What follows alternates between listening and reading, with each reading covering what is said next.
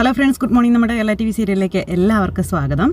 അങ്ങനെ ദേ നമ്മുടെ നവീൻ വന്ന് കനകയോടും ഗോവിന്ദനോടും അനിയുടെയും നന്ദുവിൻ്റെയും കാര്യം ചോദിക്കുക. അത് പിന്നെ മോനെ എന്ന് പറഞ്ഞ് ഗോവിന്ദേട്ടൻ പറയാൻ തുടങ്ങിയപ്പോഴത്തേക്കും അത് പിന്നെ മോനെ എനിക്ക് ഇടയ്ക്ക് മോളോട് ചെറിയ സ്നേഹവും ഇഷ്ടമൊക്കെ തോന്നിയായിരുന്നു. പക്ഷേ ഞങ്ങൾ 2 കുട്ടികളെ അങ്ങോട്ട് വിട്ടതല്ലേ, അതുകൊണ്ട് ഇനി 3ാമത് ഒരാളെയും കൂടി അങ്ങോട്ട് തരില്ലെന്ന് ഞങ്ങൾ തീർത്തങ്ങ് പറഞ്ഞെന്ന് പറഞ്ഞ് കനക പറയാം. അയ്യോ, ഞാനത് അറിഞ്ഞപ്പോൾ ചോദിച്ചെന്നേ ഉള്ളൂ കേട്ടോ ആൻറ്റി. അപ്പോൾ കേട്ടത് ശരിയാണല്ലേ എന്ന് നവീൻ ചോദിച്ചു. അപ്പം ഞങ്ങളുടെ നിലപാട് അറിയിച്ചതോടെ മൂർത്തി സാറ് അത് ശരി വെക്കുകയും ചെയ്തു. പിന്നീട് അതേപ്പറ്റി ഒരു ആലോചനയൊന്നും ഉണ്ടായിട്ടില്ല എന്നും പറയുക. അപ്പം പറഞ്ഞിരിക്കുക നമ്മുടെ നവീൻ. ഈ നന്ദുവിന് അങ്ങോട്ട് എന്തെങ്കിലും താല്പര്യം ഉണ്ടായിരുന്നോ എന്ന് നവീൻ ചോദിക്കുമ്പം അയ്യോ എന്നും പറഞ്ഞ് 2 പേരും കൂടി ഇങ്ങനെ നിൽക്കുക.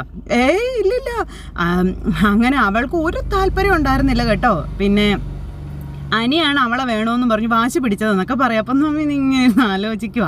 ആ ഒരു സമയത്ത് ഞങ്ങളുടെ നിലപാട് തന്നെയായിരുന്നു നന്ദുവിനും 2 ചേച്ചിമാർക്കും പിന്നാലെ അവൾക്കും പോകാൻ തീരെ ഇഷ്ടമില്ലായിരുന്നു എന്നൊക്കെ പറഞ്ഞു. അപ്പം എടാ അനി, എന്നിട്ടാണ് നീ എന്നെ ഇട്ട് വട്ടം ചുറ്റിച്ചതല്ലേടാ എന്ന് മനസ്സിലിങ്ങനെ ചിന്തിക്കാം.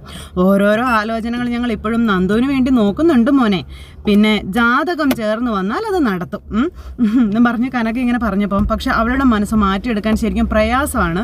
അതുകൊണ്ട് ഇനി കാണുമ്പോൾ അച്ഛനും അമ്മയും കൂടുതൽ വിഷമിപ്പിക്കരുതെന്നും പിന്നെ നല്ല ബന്ധം വന്നാൽ അത് സമ്മതിക്കണമെന്നും മോൻ അവളോടൊന്ന് പറയണം കേട്ടോ മോനെ എന്ന് പറഞ്ഞു. ഞാൻ പറയാമെന്ന് നവീൻ. അല്ല, ഇനി നന്ദുവിൻ്റെ മനസ്സിൽ ആരെങ്കിലും ഉണ്ടോ ആൻറ്റി എന്നൊക്കെ ചോദിക്കുമ്പം ഇല്ലില്ല, അവൾക്ക് ഈ പ്രേമമെന്ന് പറയുന്നതേ ഇഷ്ടമുള്ള കാര്യമല്ലാന്ന് കനക പറയുക. ഗോവിന്ദൻ ഇങ്ങനെ നോക്കുക കേട്ടോ. ആരെങ്കിലും അവളെ സമീപിച്ചാൽ അവരുടെ കാരണത്തടി ഉറപ്പായുള്ള കാര്യമാണെന്നും പറഞ്ഞു. അപ്പോഴും നവീൻ ഇങ്ങനെ ഭയങ്കര ആലോചനയാണ്. അപ്പം ഞങ്ങൾക്ക് അവളുടെ കല്യാണം കഴിഞ്ഞ് കാണണമെന്ന് ഭയങ്കര ആഗ്രഹമുണ്ട് മോനെയെന്നും അവൾക്ക് ഒട്ടും താല്പര്യമില്ല മോനെയെന്നും ഗോവിന്ദേട്ടൻ ഇങ്ങനെ പറയുവാണ്. അന്നേരം ദേ സത്യം പറയാമല്ലോ മോനെ, അവൾ ആരെങ്കിലും ഇഷ്ടപ്പെടണേ എന്ന് ഞങ്ങൾക്ക് ഭയങ്കര ആഗ്രഹമാണെന്നും എന്നാൽ ഒരുമാതിരിപ്പെട്ട ആൺകുട്ടികളെ ഒന്നും അവൾക്ക് പിടിക്കത്തില്ല എന്നും കനക പറയുവാണ്. അങ്ങനെ അതുകൊണ്ട് എങ്ങനെ അവളുടെ കല്യാണം നടത്തുമെന്ന് ഞങ്ങൾക്കറിയില്ലല്ലോ ഗോവിന്ദേട്ടാ എന്നൊക്കെ പറഞ്ഞപ്പം അതൊക്കെ നടക്കും ആൻറ്റി, നമുക്ക് നടത്താമല്ലോ, എല്ലാത്തിനും അതിൻ്റേതായ ഒരു സമയമുണ്ടല്ലോ. പിന്നെ എൻ്റെ കാര്യവും ഇപ്പം അങ്ങനെ തന്നെയാണല്ലോ. എനിക്കും മനസ്സിന് ഇഷ്ടപ്പെടുന്ന ഒരു പെൺകുട്ടിയെ ലൈഫിലേക്ക് പിടിച്ചു കയറ്റാൻ യാതൊരു താല്പര്യവും ഇല്ല എന്നും പറഞ്ഞു. അപ്പോൾ നന്ദു വരുമ്പോൾ പറഞ്ഞേക്ക് ഞാൻ ഇവിടെ നിന്ന് ഒരു ചായ കുടിച്ചിട്ടാണ് പോയെന്ന് അതും പറഞ്ഞ് നവീൻ അങ്ങ് പോയി. എൻ്റെ പൊന്നെ, നവീൻ മനസ്സിലാക്കിയില്ല അല്ലേ? അതെ എന്നും പറഞ്ഞുകൊണ്ട് ഇങ്ങനെ അവിടെ 2 പേരൂടെ പറയും സമയത്ത് നവീനാണെ വണ്ടിയെ കയറി അങ്ങ് പോണു. പിന്നെ കാണുന്നത് അനിയെ കാണാൻ ചെല്ലുന്നത്. അനി നവീനെ വെയിറ്റ് ചെയ്ത് നിൽക്കുമായിരുന്നു. നവീൻ്റെ വരവൊക്കെ കണ്ടപ്പോൾ എനിക്ക് എന്തൊരു പന്തികേട് തോന്നി. നീ എന്തിനാണ് അത്യാവശ്യമായിട്ട് കാണണമെന്ന് പറഞ്ഞെന്ന് ചോദിച്ചു. അന്നേരം എടാ കേസ് ഉടനെ വിളിക്കും, ഇത് 2ാമത്തെ കോടതിയാണ്, അപ്പോഴെങ്കിലും ഡിവോഴ്സ് നടക്കൂടാ എന്ന് അനി ചോദിക്കും. അനാമിക നല്ലൊരു വക്കീലിനെ വെച്ചാൽ കേസ് നിൻ്റെ കൂടെയാണെന്ന് പറഞ്ഞു. അപ്പം നീ എന്താടാ ഇപ്പം ഇങ്ങനെയൊക്കെ പറയുന്നേ? 6 മാസം ചിന്തിക്കാനുള്ള സാവകാശമാണ് തന്നത്, അതപ്പോൾ കഴിയാൻ പോകുന്നതെന്ന് അനി പറയുമ്പം അല്ല, എന്തായാലും അവൾ ഒഴിഞ്ഞു പോവുകയാണല്ലോ, എന്തെങ്കിലും ഒരു കോമ്പൻസേഷൻ അവൾക്ക് കൊടുക്കുന്നതാണ് നല്ലതെന്ന് പറഞ്ഞപ്പം ചില്ലി പൈസ കൊടുക്കരുതെന്നാണ് മുത്തശ്ശൻ പറഞ്ഞിരിക്കുന്നതെന്ന് പറഞ്ഞപ്പം നിൻ്റെ അക്കൗണ്ടിൽ ഇഷ്ടം പോലെ പൈസ ഉണ്ടല്ലോടാ അനി, കേസ് പെട്ടെന്ന് ഒരു ഒത്തുതീർപ്പിലെത്താൻ വേണ്ടിയിട്ടാണ് ഞാൻ ഈ പറയുന്നത് എന്ന് നവീൻ പറയുക. അല്ലെങ്കിൽ ചിലപ്പോൾ ഇനിയും മാസങ്ങളോളം നീണ്ടുപോയെന്നൊക്കെ വരാമെന്നും പറഞ്ഞു കൊടുത്തു. പിന്നെ എടാ അല്ല അതൊക്കെ പോട്ടെ, നിനക്കെന്താ ധൃതി എന്ന് ചോദിച്ചു നവീൻ. പിന്നെ ഡിവോഴ്സ് കഴിഞ്ഞാൽ ഉടനെ അടുത്ത കല്യാണത്തെ പറ്റി ചിന്തിക്കുന്നുണ്ടോ നീ എന്ന് ചോദിക്കുമ്പോൾ അതൊന്നും അല്ലടാ, അനാമിക എന്ന മാരണം എൻ്റെ താലി ഇപ്പോഴും അവളുടെ കഴുത്തിലിട്ടുകൊണ്ട് നടക്കുക, അതെന്നെ സംബന്ധിച്ചിടത്തോളം എനിക്കൊരു കറുത്ത പാട് തന്നെയാണെന്ന് പറഞ്ഞു. മലയാളി മംഗമാർക്ക് ഈ താലി എന്ന് പറയുന്നത് വല്ലാത്തൊരു വികാരമാണല്ലേടാ, അവൾക്ക് അങ്ങനെയൊന്നും ഇല്ല, അവളത് വെറുതെ കെട്ടി തൂക്കിയിട്ടുണ്ട് നടക്കുന്നതാണെന്ന കാര്യം ഇങ്ങനെ നവീനോട് അനി പറയുന്നു. അല്ല നിൻ്റെ കുടുംബ പ്രശ്നമൊക്കെ എന്തായി, പുറത്ത് പോയ ചേട്ടൻ ഉടനെ അങ്ങനെ അകത്ത് കയറുമോ എന്ന് നവീൻ ചോദിക്കുമ്പം ഒന്നും അറിയില്ലടാ എന്ന് പറഞ്ഞു അനി. ഏട്ടൻ്റെ കസേരയിലാണ് നീ ഇപ്പോൾ ഇരിക്കുന്നത്, അത് നിനക്ക് ഓവർ ടെൻഷനാണെന്ന് നീ എന്നോട് പറഞ്ഞും കഴിഞ്ഞു. എന്നോട് മാത്രമല്ല എല്ലാവരോടുമായിട്ട് നീ പറഞ്ഞെന്ന് പറഞ്ഞു. പിന്നെ കുറച്ച് നാൾ ആ കസേരയിൽ ഇരുന്ന് കഴിയുമ്പോൾ ഒന്ന് ഉറക്കുമല്ലോ, അപ്പോൾ പിന്നെ അത് കഴിഞ്ഞാൽ ചേട്ടൻ തിരിച്ചു വരണമെന്ന് നീ ആഗ്രഹിച്ചില്ല എന്ന് വരുമെന്ന് പറഞ്ഞപ്പം നീ എന്താണ് ഇങ്ങനെയൊക്കെ സംസാരിക്കുന്നതെന്ന് നേരം ചോദിച്ചു കേട്ടോ നമ്മുടെ അനി. ഏട്ടൻ ഉടനെ തിരിച്ചു വരുമെന്നുള്ള പ്രതീക്ഷയിൽ തന്നെ ഞാൻ അവിടെ ഇരിക്കുന്നത് തന്നെ നിനക്കറിയാമോ, അപ്പോൾ എന്ന് നീയല്ലേ പറയുന്നേ, അതിലെന്താ ഉറപ്പ്? പക്ഷെ ഒരു സ്ഥാനം കിട്ടിക്കഴിഞ്ഞാലേ അത് ആസ്വദിക്കുന്നവരാണ് നമ്മളിൽ പലരും അങ്ങനെ ആയിരിക്കും, എന്നാൽ ഞാൻ അങ്ങനെയല്ല കേട്ടോ.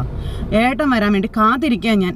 ഇപ്പോഴാണെങ്കിലേ എൻ്റെ ഒരു കാര്യങ്ങളും നടക്കുന്നുമില്ല, എനിക്കൊന്ന് ഫ്രീ ആകാൻ പോലും പറ്റുന്നില്ല. അപ്പം നീ കൂടുതൽ ഫ്രീ ആകാത്തതാണ് നല്ലത്, അങ്ങനെ ഫ്രീ ആയാലേ എൻ്റെ പെണ്ണിനെ നീ ശല്യം ചെയ്യുമെന്ന് നവീൻ മനസ്സിൽ പറയുന്നു. അപ്പോൾ നിൻ്റെ സംസാരത്തിൽ നല്ല മാറ്റം ഉണ്ടല്ലോ, എന്ത് പറ്റി? ഒന്നുമില്ലളിയാ, നിന്റെ ഏട്ടനെ എനിക്കറിയാം. അങ്ങേര് തിരിച്ചു വരുമ്പോഴേ MD കസേര നീ ഒഴിഞ്ഞു കൊടുത്തില്ലെങ്കിലും അങ്ങേര് അത് ഉൾക്കൊള്ളുന്ന കൂട്ടത്തിലുള്ള ആളാ, നിനക്കെല്ലാം വിട്ടു തരുന്ന ആളും. അതുപോലെ തന്നെ നിനക്കും ഒരു മനസ്സുണ്ടാകണമെന്നേ ഞാൻ പറഞ്ഞുള്ളൂ, അത്രേ ഉള്ളൂ. നമ്മളെല്ലാവരും പരസ്പരം സ്നേഹിക്കുന്നവരല്ലേ, വിശ്വസിക്കുന്നവരല്ലേ. അങ്ങനെ പരസ്പരം ഒത്തൊരുമയോടെ പോകുമ്പോൾ അതിലൊരു വഞ്ചന ഉണ്ടാകാൻ പാടില്ല എന്നൊക്കെ ഇങ്ങനെ നവീൻ അനിയോട് പറയണേ.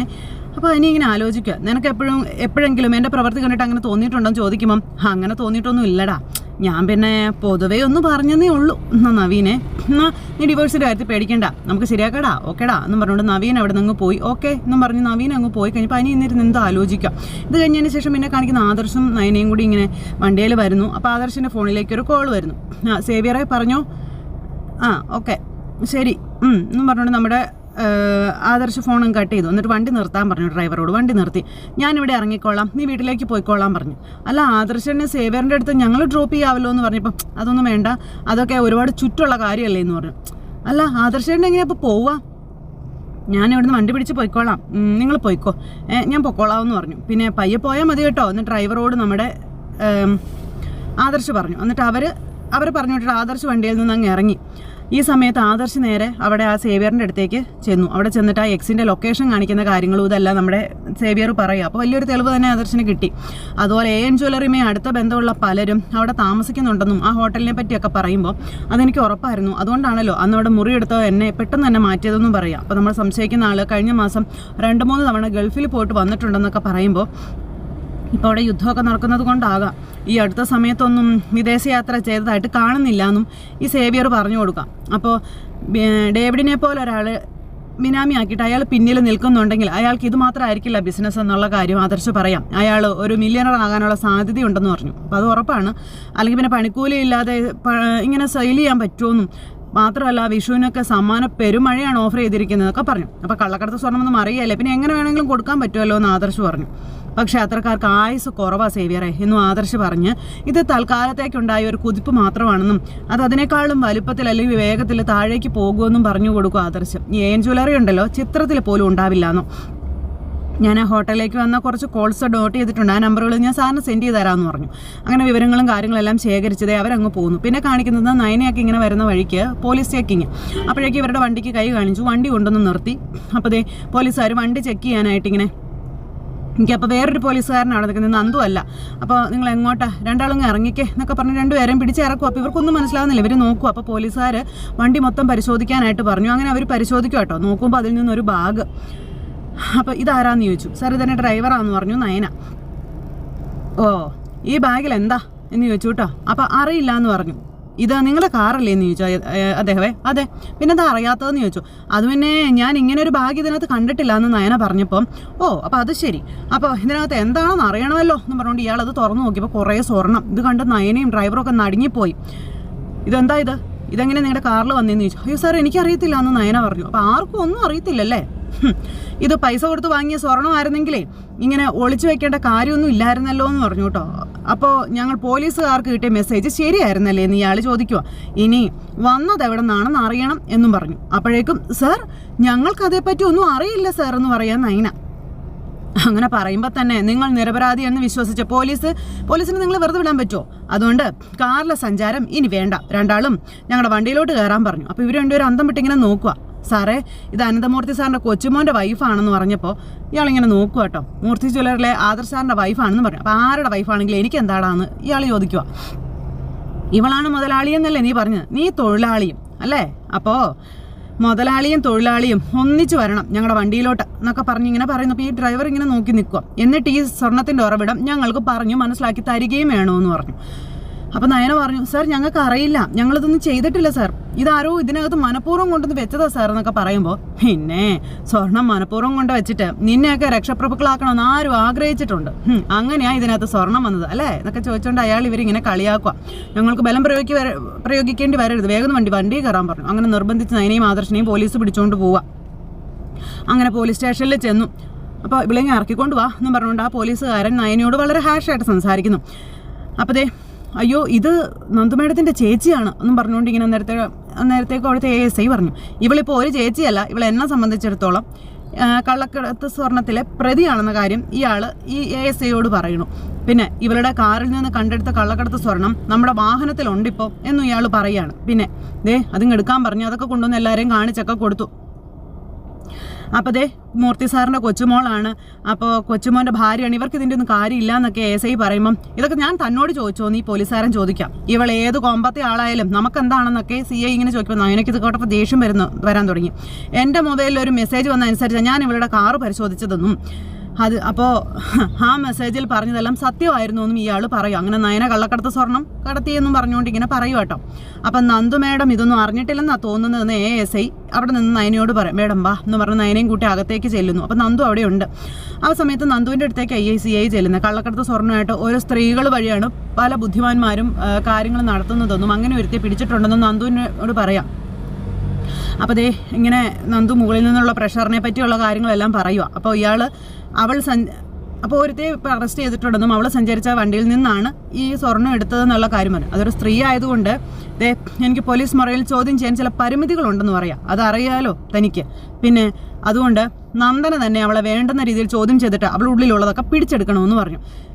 അങ്ങനെ അതെല്ലാം പറഞ്ഞ് ഇവർ തമ്മിൽ സംസാരിക്കുവാണ്. ഇനിയിപ്പോൾ നമ്മൾ കസ്റ്റഡിയിൽ എടുത്തത് അടുത്ത ബന്ധുക്കളാണെങ്കിൽ കൂടി തെറ്റ് ചെയ്തിട്ടുണ്ടെങ്കിൽ ഒരു സൗജന്യവും കൊടുക്കരുതെന്ന് പറഞ്ഞു. അപ്പം ഞാനങ്ങനെ ചെയ്യില്ല എന്ന് ഈ സ്റ്റേഷനിലുള്ള എല്ലാ പോലീസുകാർക്കും അറിയാം എന്ന് നന്ദു പറയാട്ടോ. ഇയാൾ നേരെ ഒരു മുന്നേറ് എറിഞ്ഞതാണ് നന്ദുവിന് നേരെ. അതിൻ്റെ പേരിൽ ഇവിടെയുള്ളവർക്ക് ആർക്കെങ്കിലും എന്തെങ്കിലും കംപ്ലൈൻറ്റ് ഉണ്ടെങ്കിലേ ഉള്ളൂ. ഞാനിവിടെ വന്നതിന് ശേഷം കാര്യമായിട്ട് കൈമടക്കൊന്നും കിട്ടുന്നില്ല എന്നുള്ളൊരു പരാതി ഉള്ളവരാണ് ഇവിടെ പലരും ഉള്ളതെന്ന് നന്ദു പറഞ്ഞപ്പം അതെ, അതുകൊണ്ട് തന്നെയാണ് ഈ കേസ് ഞാൻ തന്നെ ഏൽപ്പിക്കുന്നതെന്നും CI പറയാം. ഇപ്പം ഞാൻ കസ്റ്റഡിയിൽ എടുത്തവൾ ഈ കേസിൽ ചെറിയൊരു കണ്ണി മാത്രമാണെന്നും യഥാർത്ഥ പ്രതികൾ മറഞ്ഞിരിക്കുകയാണെന്നും ഈ CI നന്ദുവിനോട് പറയാം. അവരെ കണ്ടെത്താൻ നമുക്ക് ആത്മാർത്ഥമായി ശ്രമിക്കണമെന്നൊക്കെ പറഞ്ഞ് ഇയാൾ ഇങ്ങനെ പറഞ്ഞുകൊണ്ടിരിക്കുന്നു. എന്തായാലും നന്ദന ചെല്ല്, അവളും ഡ്രൈവറും ലോക്കപ്പിൻ്റെ മുന്നിൽ തന്നെ ഉണ്ടെന്നും പറയും. ശരി സാർ എന്ന് പറഞ്ഞ് സല്യൂട്ടും കൊടുത്ത് നമ്മുടെ നന്ദു അങ്ങോട്ടേക്ക് പോകുമ്പോൾ CI ഒരു ചിരിയൊക്കെ ചിരിച്ച് ഇങ്ങനെ നിൽക്കുകയാണ് അവിടെ. അപ്പോൾ നമ്മുടെ നാഗേന്ദ്രൻ്റെ വലം കൈയാണ് ഈ CI, നമ്മുടെ നയനയെ പെടുത്തിയതുമാണ്. ഇയാൾ എന്നിട്ട് ഒരു ചിരിയൊക്കെ ചിരിച്ച് ഇങ്ങനെ അവിടെ നിൽക്കുന്നു. നന്ദു അങ്ങ് ഇറങ്ങി ചെല്ലുന്നു. നന്ദു ഇറങ്ങി ചെന്നപ്പോഴേക്കും നമ്മുടെ നയനെ അവിടെ നിൽക്കുന്നു. നയനെ കണ്ട നന്ദു നടുങ്ങി പോയിട്ടോ. അപ്പോൾ നയനെ തിരിഞ്ഞു നോക്കിയപ്പോൾ നന്ദു ഇറങ്ങി വരുന്നു. നന്ദുവിനെ കണ്ടു കഴിഞ്ഞപ്പോഴത്തേക്കും നയനെ ഇങ്ങനെ അന്തം വിട്ട് ഇങ്ങനെ നോക്കുക. ചേച്ചി എന്താ ഇവിടെ എന്നും ചോദിച്ചുകൊണ്ട് നന്ദു അങ്ങ് ഇറങ്ങി വന്നു. അപ്പോഴത്തേക്ക് CI ഇറങ്ങി വന്നിട്ട് ഇതാണ് ഞാൻ പറഞ്ഞ ആൾ, ഇവൻ നിരപരാധിയാണെന്നും എങ്കിലും ഇവളുടെ ഡ്രൈവറല്ലേ, ഇവളുടെ കൂടെ വരാതിരിക്കാൻ പറ്റില്ലല്ലോ എന്ന് പറഞ്ഞു. ഇനി എന്താന്ന് വെച്ചാൽ ചോദിക്കാനും പറഞ്ഞു. അപ്പോൾ ഇതെൻ്റെ ചേച്ചിയാ സാറെന്ന് നന്ദു പറഞ്ഞപ്പം ആണോ, ചേച്ചി അനിയത്തേക്ക് അങ്ങ് വീട്ടിൽ നിന്നൊക്കെ ഈ CI അന്നേരം പറയണു. അപ്പോൾ ഡ്രൈവറിന് എന്തോ ഒരു കള്ളലക്ഷണം, ഡ്രൈവറും ഇങ്ങനെ ഒരു കള്ള ഇതിലിങ്ങനെ നിൽക്കുക കേട്ടോ. അപ്പോൾ ഇപ്പോൾ തൊണ്ടിയോടെ പൊക്കിയ ഒരു പ്രതിയാണ് ഇവളെന്ന കാര്യവും പറഞ്ഞ് ഒരു വനിതാ ഓഫീസർ എന്നുള്ളൊരു നിലയിൽ നന്ദനയാണ് ഇവളുടെ മനസ്സിലുള്ളതൊക്കെ ചുരണ്ടി എടുക്കേണ്ടതെന്നും മാന്യമായിട്ട് ചോദിക്കാമെന്നും എന്നിട്ട് നമുക്ക് കിട്ടേണ്ട ഉത്തരം കിട്ടിയില്ലെങ്കിൽ പോലീസ് മുറ പ്രയോഗിക്കാവുന്ന കാര്യവും ഈ CI പറയണം. നയന ഒരു കൂസലും ഇല്ലാതെ നിൽക്കുക അവിടെ. പെടുത്തിയതാണെന്ന് നയനയ്ക്ക് അറിയാമല്ലോ. സാർ ചേച്ചി പ്രഗ്നൻ്റ് ആണെന്ന് പറഞ്ഞപ്പം അതുകൊണ്ട് എന്ത് വൃത്തികേടും ചെയ്യല്ലേ എന്ന് CI ചോദിക്കുവാണ്. ഇയാളുടെ കാട്ടയം കണ്ടപ്പോൾ നയനയ്ക്ക് മനസ്സിലായി ഇവളുമാരൊക്കെ വയറ്റിനകത്ത് സ്വർണം വെച്ചുകൊണ്ട് നടക്കുന്ന കൂട്ടത്തിലാണെന്നും അപ്പോൾ അതുകൊണ്ട് ചിലപ്പോൾ വയറ്റിനകത്ത് കുഞ്ഞായിരിക്കത്തില്ല, കള്ളക്കടത്ത് സ്വർണ്ണമായിരിക്കും എന്നൊക്കെ CI ഇങ്ങനെ പറയാം. അപമാനിക്കുകയാണ് നയനയെ സ്റ്റേഷനിലിട്ട്. നയനെ കടിച്ചു പിടിച്ചിങ്ങനെ നിൽക്കുക അവിടെ. എന്തെങ്കിലും ആയിക്കോട്ടെ ചോദിക്കുക എന്നും പറഞ്ഞുകൊണ്ട് CI നന്ദുവിനെ പ്രഷർ കേൾത്തുന്നു. സ്വർണം വന്ന വഴി താൻ തന്നെ ചോദിച്ചു മനസ്സിലാക്കാനും നന്ദുവിനോട് ഇയാൾ പറയാം. നയന ഒരു കൂസലും ഇല്ലാതെ അന്നേരം അങ്ങനെ തന്നെ നിൽക്കുകയാണ്. ആ സമയത്ത് എന്താ ചേച്ചി ശരിക്കും സംഭവിച്ചതെന്ന് നന്ദു ഇടറിയ ശബ്ദത്തോടെ ചോദിക്കുമ്പം എന്താടി സംഭവിച്ചതെന്ന് ചോദിക്കുക എന്നും പറഞ്ഞുകൊണ്ട് CI ചേച്ചിയോ ചോദിക്കുക എന്നും പറഞ്ഞുകൊണ്ട് നന്ദുവിനോട് ഇയാൾ ഭയങ്കരമായിട്ട് ദേഷ്യപ്പെട്ട് സംസാരിക്കുന്നു. ആ സമയത്ത് നമ്മുടെ നയന ഇയാളെ അടിമുടി നോക്കുവാണ്. എന്താ ശരിക്കും സംഭവിച്ചതെന്ന് ചോദിച്ചു. അപ്പോൾ എനിക്കൊന്നും അറിയില്ല നന്ദു, ഞാനൊന്നും അറിഞ്ഞിട്ടുമില്ല. ഞങ്ങൾ കാറിൽ വരുമ്പോൾ പോലീസ് കാറ് തടയുകയായിരുന്നു എന്ന് നന്ദുവിനോട് നയന പറയാം. എന്നിട്ട് ഡിക്കിയിൽ നിന്നൊരു ബാഗ് എടുത്തു, അതിൽ സ്വർണ്ണമായിരുന്നു എന്ന കാര്യവും പറഞ്ഞു. പിന്നെ അതെങ്ങനെ വന്നു എന്ന് എനിക്കറിയില്ല എന്ന് നയന പറയുമ്പോഴത്തേക്കും നന്ദു CIയുടെ നേരെ ഒരു നോട്ടം. തനിക്കറിയാമോ സ്വർണ്ണം എങ്ങനെ കാറിൽ വന്നത് എന്ന് ഈ ഡ്രൈവറോട് നമ്മുടെ നന്ദു ഇങ്ങനെ ചോദിക്കും. ഇവനിങ്ങനെ ഒരു കള്ള ലക്ഷണമായിട്ട് തലയും കുനിച്ച് ഇങ്ങനെ അവിടെ നിൽക്കുന്നു. അവനറിയത്തില്ലെന്ന് അവൻ പറയത്തുള്ളൂ, 100% ഉറപ്പ്. എന്തായാലും നയനെ ഒരു കള്ളക്കടത്ത് സ്വർണ്ണത്തിൻ്റെ കണ്ണിയാക്കി മാറ്റി അവരും എല്ലാവരും കൂടി കളി ഇറക്കാനായിട്ട് നോക്കുകയാണ്. ഇതിൽ എങ്ങനെയാണ് നമ്മുടെ നയന ഇനി രക്ഷപ്പെട്ടു പോരുന്നതെന്നും നന്ദു അല്ലെങ്കിൽ ആരാണ് നയനയ്ക്ക് രക്ഷകരായിട്ട് വരുന്നതെന്നൊക്കെയുള്ളത് അടുത്ത എപ്പിസോഡിൽ കാണാമായിരിക്കും. അപ്പോൾ എല്ലാവരും കാത്തിരുന്ന് കാണുമെന്നുള്ള പ്രതീക്ഷയോടെ നിർത്തുക കേട്ടോ. അപ്പോൾ എല്ലാവരും തരുന്ന സപ്പോർട്ടിനും സ്നേഹത്തിനും ഒരുപാട് നന്ദി ഹൃദയത്തിൻ്റെ ഭാഷയിൽ അറിയിക്കുന്നു. അടുത്ത സൂപ്പർ ഹിറ്റ് കഥയുമായി കാണുന്നത് വരെ എല്ലാവർക്കും നന്ദി. അതോടൊപ്പം നമ്മുടെ ചാനൽ ആദ്യമായിട്ട് കാണുന്നവരുണ്ടെങ്കിൽ ഒന്ന് സബ്സ്ക്രൈബ് ചെയ്യണേ.